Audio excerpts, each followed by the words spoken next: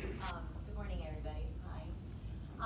I just want to thank you all for sharing your personal stories. I think that's very brave, but as you can see, that helps get the conversation started. So I'm going to share just a bit about my personal story, a little piece. Dr. Mara, you may not know you are sitting with 1986 Miss Badgerette for the state of Wisconsin. I know. Fasten your seatbelts. Right? There's two things you're missing in the Bible. That's right. So in the Hall of Fame, and others. So, and I bring that up, of course, in jest, but I also bring that up because I was very into the dance world when, as a kid, really as an athlete, in my early years and through college, and even in this moment, realizing there were many women on my dance team that were struggling with mental health issues that I, at that time, had no clue. This is back in the 80s even, when conversations of this nature just were not happening. And I don't think just until this moment, hearing you all share your stories, that I even realized how much this impacted my life. I went on to get a master's in fine arts and started a theater company in New York City that ended up just celebrating its 18th year of success in Lower Manhattan. And about 10 years into my journey there as an actress and as a dancer and performer and producer, a mom approached me who had written in a journal entry a struggle she had experienced, as it turns out, with her daughter, who is about 14 years old. And she said to those of us in the Broadway community, could you help me transpose this journal entry into something that might help my experience, help others? And we all thought, okay, Asher, we'll do that. And 12 years later, we finally opened up a musical. The musical was called Normal. I get emotional because this particular musical theater piece changed my life profoundly. And the reason it changed my life is because this brave mother courageously wrote a very truthful story about truly something that is treatable. That's, if we early identify and we get these kids into treatment, this is treatable. Her daughter happened to be struggling with an eating disorder, but she had suicide ideation. She was struggling with depression and anxiety disorders. And the very simple thing I did as a trained artist, I really just brought all the Dr. Maras and the folks who were far enough along in their recovery into a safe space to get a dialogue going. And I did that in the year 2005. And there were dozens of audience members of my colleagues in the entertainment field in New York City who literally were standing up and claiming their mental health disorder. And whether it was a substance use disorder or an eating disorder or any other type of struggle, that simple formula of creating a safe space with people talking to people, humans, connected people safely and appropriately to care.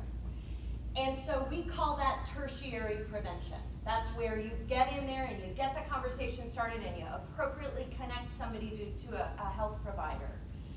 Well, that changed my life in the sense that my family comes from academia in the medical space, and my father, who is a biochemist at the Medical College of Wisconsin, said to me, is there a way we could create an evidence-based curriculum that could follow along a rock musical and help more kids? And so we started in 2005 bringing highly great quality entertainment pieces around the United States. To this day, we've served over 80,000 audience members, connecting over 4,000 children in K-12 schools appropriately to the right type of treatment or intervention. And so that's just where the work began, because what everybody on this panel is talking about, when I was performing at Milwaukee Public School System, there were about 1,000 children in that audience. We had a teenager at the end of a presentation literally stand up and say, we've been self-harming in this school. I don't know what to do about it. What the heck can we start doing? So we would bring in as much support as we possibly could. And this, again, is the mid-2000s now. So fast forward now to 2019, that we are finally getting these conversations started. But we also have a lot of research. And I also want to share in this room many of the partners that have contributed to that upstream research. For example, Dr. Jodwin at USC Upstate, with whom I've been collaborating for several years here in the upstate of South Carolina, connected me to Dr. Mara. We together both have been talking about mindfulness-based stress reduction, the primary prevention, the talk about deep breathing, and the programs that we know can move the needle in safe and appropriate ways. We also here at VCOM have done some research collaborations. I've been doing that almost 3 years. We just had a successful collaborative mindfulness study for athletes at Upward schools here in the K-12 schools. That was a mindfulness-based stress reduction, meaning stress management for kids and volleyball here in our region. So we're doing some really cool stuff as a county, as a region. And from my experience, the last 15 years or so, working with public health researchers, developmental psychologists, and psychiatrists, to bring cutting-edge stuff into especially schools and universities to get this conversation started. We know there's a best practice for how to do that now.